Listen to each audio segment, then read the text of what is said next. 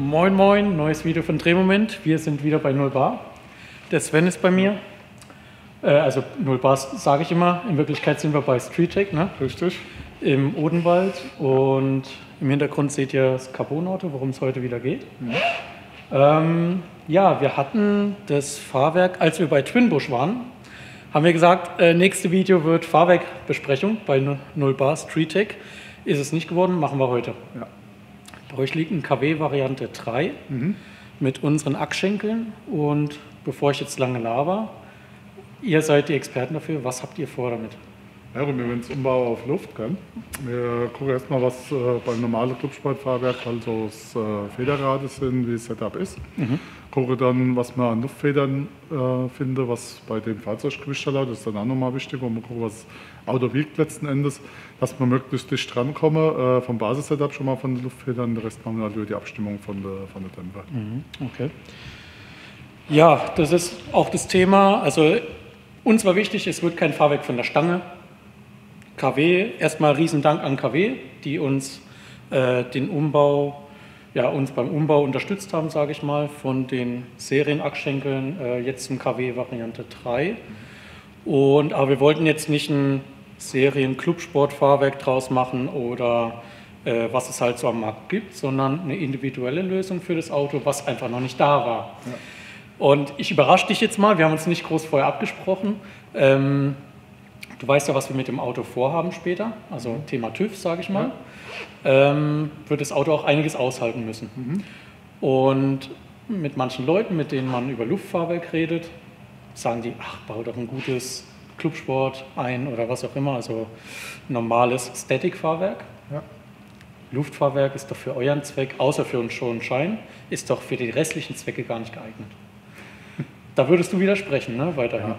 Also ich sag mal, wir kriegen natürlich kein besseres Rennstrecken-Setup hin, als das mit dem Static-Fahrwerk hinbekommst. Aber wir kommen aufs gleiche Niveau oder sehr, sehr dicht dran von der Fahrbarkeit. Und das hat beim Luftfahrwerk immer halt noch den Vorteil, dass du natürlich durch die Verstellbarkeit, klar auch den Show-and-Shine-Effekt, den du auch irgendwo haben willst, dass du mal ablegen kannst. Aber auch, dass du halt irgendwo mal reinkommst in eine Tiefgarage über irgendwelche Poller oder sonst wo du normalerweise halt dann nicht mehr hinfahren kannst, wenn du halt ein Clubsportfahrwerk von der Tiefe eingestellt hast, Static auf einem Rennstrecken-Setup. Also, aber du sagst wirklich, Rennstreckentauglichkeit, machst du dir gar keine Sorgen? Nee, mache ich mir keine Gedanken. Cool. Wir haben im Video zuvor mit René geredet, der das Carbon dran gebaut hat oder gebaut hat und der auch gesagt hat, Rennstrecke, macht er sich gar keine Sorgen. Finde ich immer eine gute Aussage, darauf kann man sich ja dann mehr oder weniger berufen oder damit kann man arbeiten. Du sagst das Gleiche, Rennstrecke, gar kein Problem. Ja. Sag mal, du hast halt natürlich immer so ein bisschen das Gewichtsthema, gerade das geht jetzt extrem auf Leichtbau, du hast beim Luftfahrwerk natürlich immer zusätzliche Komponenten, die du beim Stahlfahrwerk nicht hast. Okay, wobei man sagen muss, eine Stahlfeder mehr wiegt als die Luftfeder, das heißt, wir tun bei der Masse am Rad tun wir sogar ein klein bisschen kann man reduzieren. Cool. Okay. Aber dann natürlich immer das Thema Kompressor, Tank, Ventiltechnik. Wobei man auch das natürlich so gestalten kann, dass man es möglichst leicht macht. Ich kann sagen, die Tanks sind alle aus Aluminium, da reden wir von sehr, sehr wenig Gewicht. Kompressoren kann man kleine nehmen, für Rennstrecke unter Umständen sogar ohne Kompressor, dass man den Lufttank vorbefüllt einfach. Also Möglichkeiten hätten wir dann auch. Das kann man dann im Detail mal noch durchsprechen. Wusste ich jetzt auch nicht. Geil. Das ist interessant, also dass wir im Endeffekt sogar ein bisschen leichter kommen können, aber zumindest das Gewicht halten können vom Static-Fahrwerk. Das ist jetzt echt überraschend. Du hast ja, solange du ja fährst mit dem Auto auf der Strecke und das Fahrwerk nicht verstellen willst, brauchst du ja auch keine Zusatztechnik. Also der Extremfall wäre, du machst dir wirklich so Schrader-Reifenventile direkt ans Federbein, stellst den Luftdruck ein auf der Radlastwagen, wie du ihn brauchst und fährst. Krass. Also zumindest mal jetzt für den Bereich von einem Renntag hast du ja auch beim ordentlichen Fahrwerk keinen Luftverlust. Dadurch hast du diese ganze Problematik da nicht. Da kannst du es extrem leicht gestalten. Ist halt unkomfortabel, wenn natürlich zur Setup-Änderung jedes Rad einzeln wieder den Luftdruckprüfer einstellen muss. Aber eben für den Zweck, Thema TÜV, was wir vorhaben und eben, wo, sage ich mal, das Leistungsgewicht dann stehen sollte von dem Auto. In ein paar Jahren kann man immer noch alles verändern oder halt die Wochen danach. Aber auf jeden Fall an dem Tag, wo das Auto auf die Rennstrecke soll, können wir das so einstellen, dass es die 1000 Kilo erreicht, die wir anpeilen, was geil wäre in Verbindung mit den 500 PS. und das Fahrwerk so einstellen, dass wir an dem Tag wirklich auf den 1000 Kilo bleiben, aber unser Rennsetup haben. Ja. Das ist geil. Cool. Da arbeiten wir hin. Das ist richtig cool.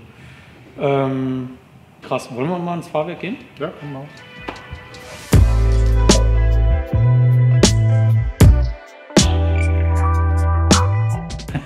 Das ist euer Arbeitsplatz?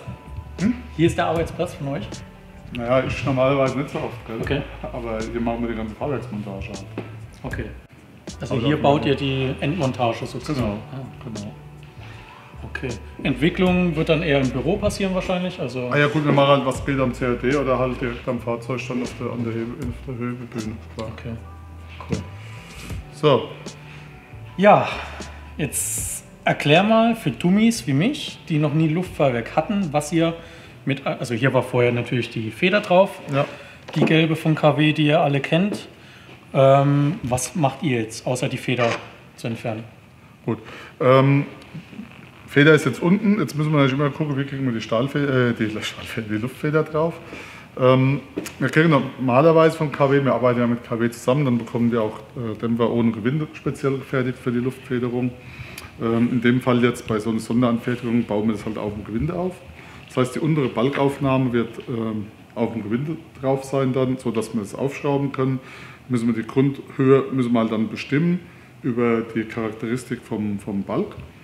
Machen dann eine obere Balkaufnahme und dann eine Anbindung ans Domlager. Entweder machen wir es ans Originaldomlager oder machen ein Stützlager drauf. Haben uns alle genau drüber unterhalten, da wahrscheinlich schon ein Stützlager mit einstellbarem Sturz verbauen bei dem Fahrzeug. Ja. Ich denke, das macht da auf jeden Fall Sinn. Und an der Hinterachse passiert prinzipiell das Gleiche. Hinterachse ist jetzt bei dem Auto kein Federbein, sondern das getrenntes Dämpfer-Federsystem. Da ist es relativ easy. Das heißt, wir brauchen nur die Luftfeder mit den passenden Aufnahmen zu bauen. So als Beispiel mal Luftfeder sieht, also das ist jetzt ein Rollbalk, sieht so aus, in Blanco, ohne irgendwo drauf. Gibt dann auch anderen Varianten, Doppelfaltenbälge, Einfachfaltenbalg, das gibt es nochmal in kegeliger Form. Wir wissen halt genau, was wir bei dem Auto verwenden. Sagen wir mal, das ist so sehr, sehr gute Sache, eigentlich auch, wo noch ein bisschen Komfort noch da vorhanden ist. Müssen wir uns über das Setup noch mal ein bisschen unterhalten. Das Ganze rollt dann später ab. Das ist jetzt mal so von einem anderen Auto ein Hinterachsluftbalg. Da sieht man dann, da geht er drüber, wenn der aufgeblasen ist, also mit Luft, geht er dann auseinander und rollt über einen Rollkörper drüber. Das heißt, in der Variante wird man dann so einen Rollkörper hier drauf bauen und beim einen Ausfedern wird der Luftbalg sich abrollen über den Rollkörper. Wie gesagt, das ist eine Variante. Andere Variante wäre dann so ein Einfachfaltenbalg. Vielleicht ist das die bessere Variante. Wie gesagt, das müssen wir dann mal schauen. Das ist halt der Feder dann quasi nur so zusammen.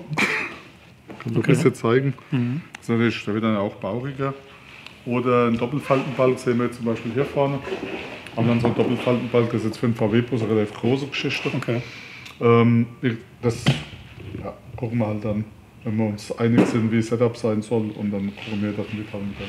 Und die Platzverhältnisse. Und die Platzverhältnisse. Platzverhältnisse sind natürlich auch so ein Thema. Muss immer beachtet werden. Es gibt dann, das ist irgendwo auch so die Grenze von einer Luftfederung, von einer Luftfederung, dass es einfach Fahrzeuge gibt, wo es nicht funktioniert, weil einfach vom Fahrzeuggewicht zu Einbauraum das Verhältnis nicht passt, dass man keine Luftfeder einbauen können, die das trägt. Okay, ja. Wir haben eine relativ große Bremse drauf, relativ große Räder vor allem, die ja dann, glaube ich, das Problem werden. Radreifen, wo wir dann gucken müssen, dass wir mit dem entsprechenden Balk dann noch daneben vorbeikommen. Genau. Dann vielen Dank für die Erläuterung. Ja, gern. Jetzt kommt bei uns erstmal ein Übergangsfahrwerk rein, damit das Auto rollbar wird.